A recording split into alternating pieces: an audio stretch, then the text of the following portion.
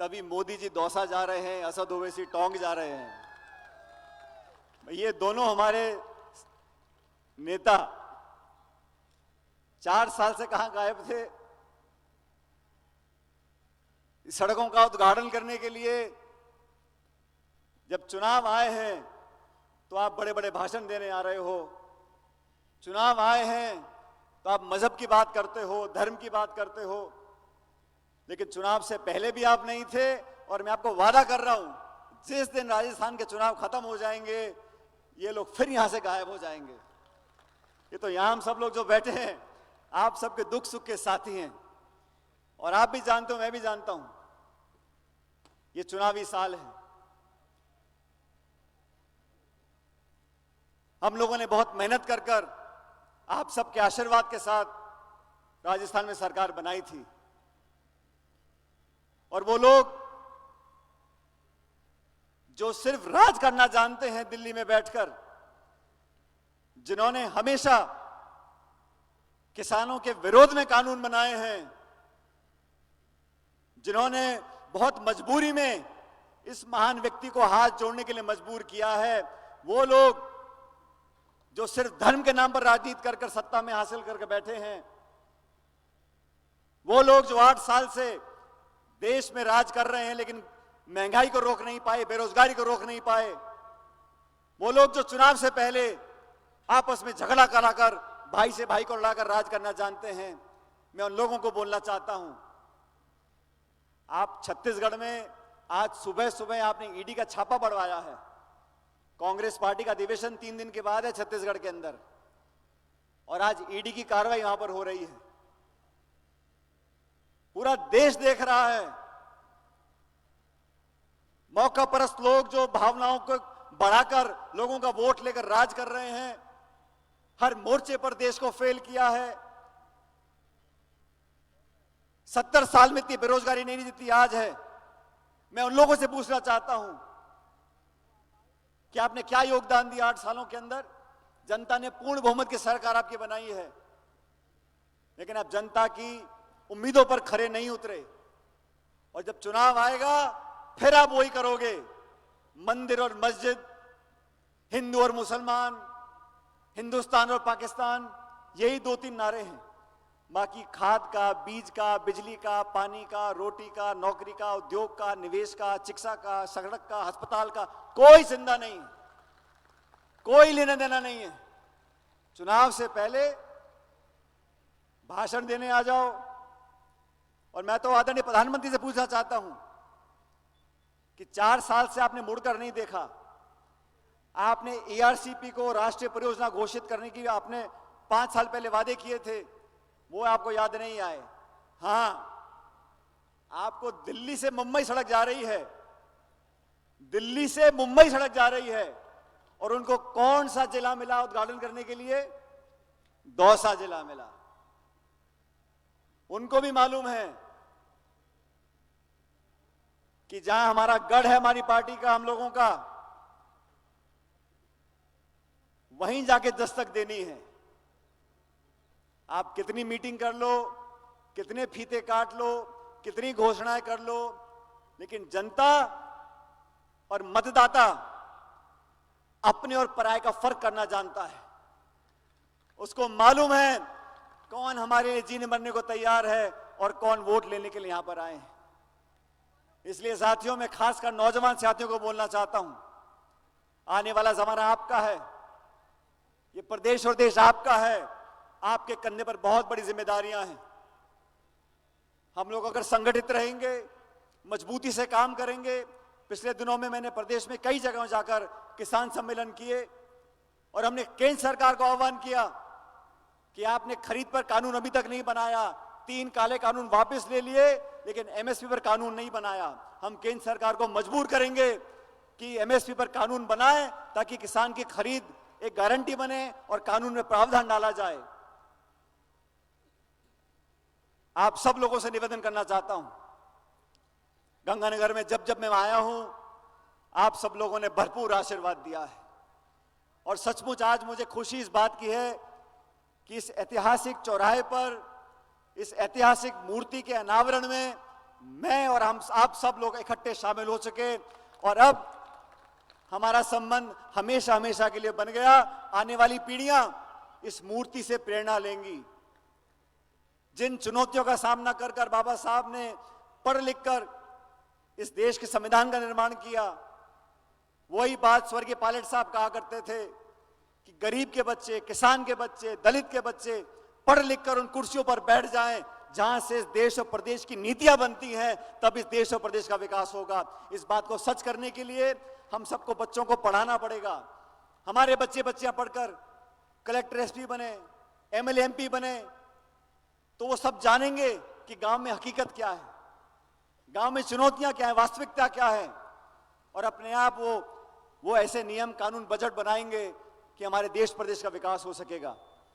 मैं आप सब लोगों से आह्वान करना चाहता हूं, आने वाले समय में हम सब चाक चौबंद रहें।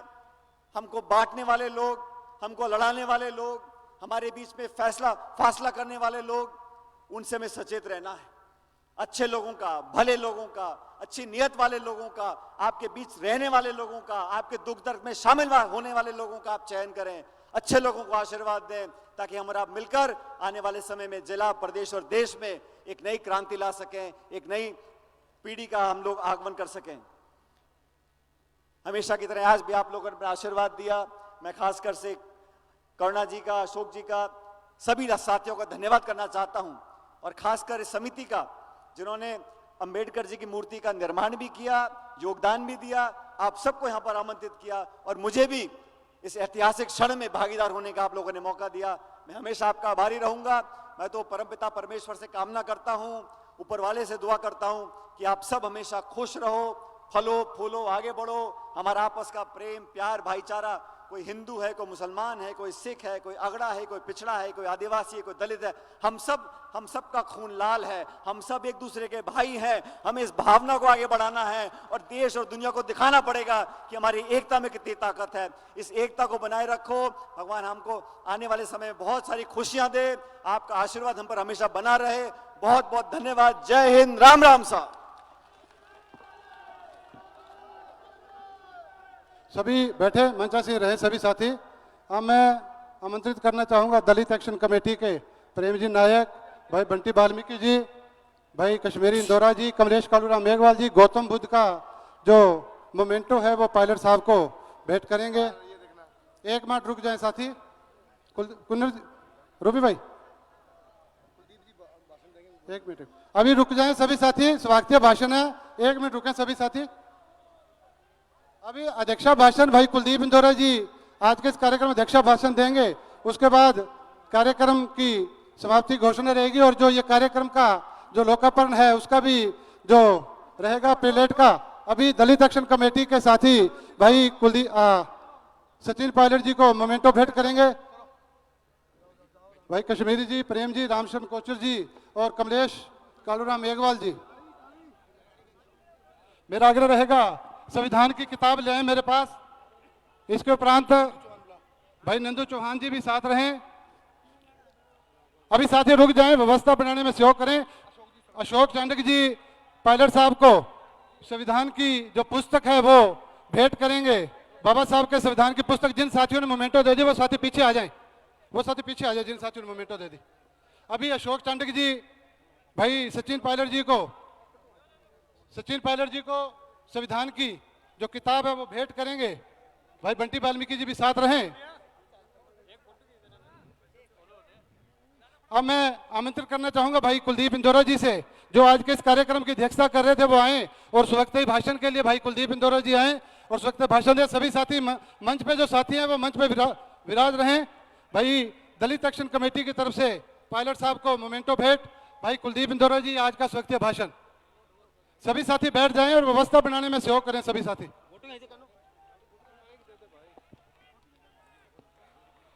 आज के इस मूर्ति अनावरण के कार्यक्रम में जो बड़ा ही शानदार और ऐतिहासिक कार्यक्रम है, इसमें हमारे बीच में पधारे हमारे नेता, पूर्व उप मुख्यमंत्री, प्रदेश कांग्रेस कमेटी के अध्यक्ष सचिन पायलट जी, इनका मैं स्वागत अभिनंदन करता हूं। हमारे इस कार्यक्रम में आदरणीय वरिष्ठ नेता गुरमीत सिंह कुंडर साहब, हमारे इस कार्यक्रम में के जो आयोजक हैं करुणा चांडक जी, जो एक्शन कमेटी की दलित एक्शन कमेटी और नगर परिषद के द्वारा आयोजित करुणा चांडक, अशोक चांडक, भाई बंटी वाल्मीकि, भाई कश्मीरी इंदौरा, सोहन नायक, हमारे यहाँ के विधायक राजकुमार जी गौड़ साहब, सोना बावरी जी, शंकर पन्नू जी, तमाम मंचासीन हमारे नेता। ये बहुत ही ऐतिहासिक कार्यक्रम है जो सदियों तक याद रखा जाएगा। मुझे आज भी याद है 1987 में इस मूर्ति का अनावरण हुआ था। इस बाबा साहब के नाम से ये जो पब्लिक पार्क था, राम लुभाया जी कलेक्टर हुआ करते थे, मेरे पिता श्री हीरालाल इंदौरा जी उस समय मंत्री हुआ करते थे, और सीताराम जी मौर्य जिन्होंने ये सारी बागडोर संभाली, और इस मूर्ति का यहाँ उस समय अनावरण हुआ। और आज हमें दोबारा ये अवसर मिला है कि इस मूर्ति का अनावरण हो रहा। ये पायलट साहब, आपने एक इतिहास रच दिया, ये आपने एक ऐसा संदेश दिया है।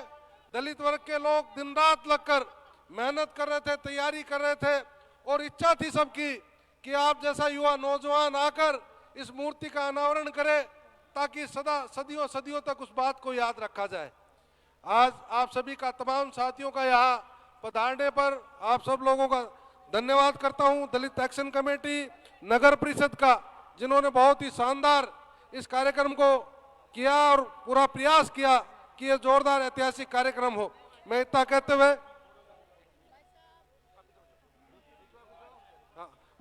हुए बहुत बहुत धन्यवाद।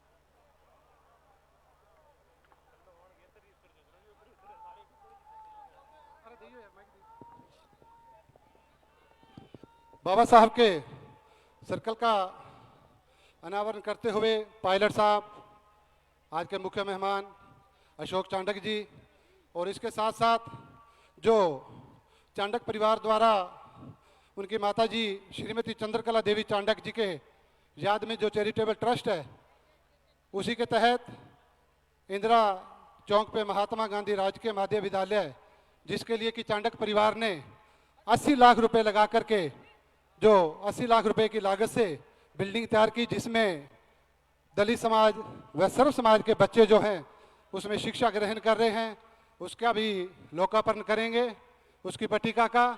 और उसके साथ चांडक परिवार द्वारा जो धर्मशाला, जीनगढ़ धर्मशाला में जो बच्चियों के लिए लाइब्रेरी संचालित करवाई गई है, अपनी माता श्रीमती चंद्रकला देवी चांडक जी के याद में, उसका पट्टिका का भी लोकार्पण करते हुए पहले लोकार्पण इसका बाबा साहब के सर्कल का लोकार्पण अशोक भाई साहब, अशोक चांडक जी, पहले लोकार्पण पट्टिका का सभी साथी व्यवस्था बनाने में सहयोग करें।